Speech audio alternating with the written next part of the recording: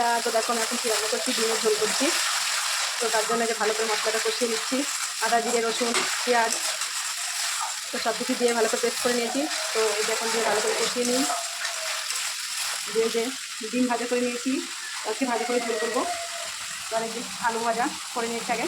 তো মশলাটা দেখো কষানো হয়ে গেছে, প্রায় তেল ছেড়ে দিচ্ছে মশলা থেকে। তো সবাই দেখো মশলাটা ভালোভাবে কষানো হয়ে গেছে। এবার আলুগুলো দিয়ে দেবো।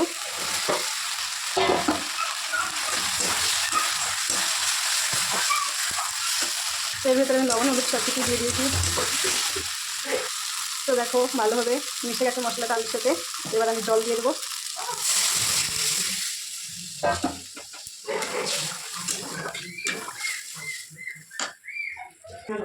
তো দেখো এবার একটু হলুদ দিয়ে দিই। হলুদ একটু কম কম লাগছিলো, তার জন্য একটু দিয়ে দিলাম। তো লবণ ঠিকই আছে। এবার একটু ঢেকে রাখি ভালো করে ফুটুক। তো দেখো বন্ধুরা, এই যে শুকিয়ে গেছে ঝোলটা। তো এবার আমি ডিমগুলো দিয়ে দেবো।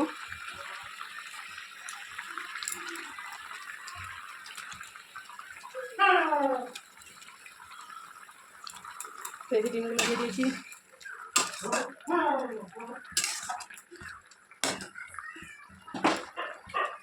এবার একটু ভালো করে ফুটুক। তো দেখো এবার গরম মশলাটা দিয়ে দেবো। তো ওই যে আমার ডিমের ঝোল হয়ে গেছে। তো ডিমের ঝোল রান্না করা কমপ্লিট। তো বন্ধুরা কেমন হয়েছে সবাই একটু কমেন্টে জানাবেন।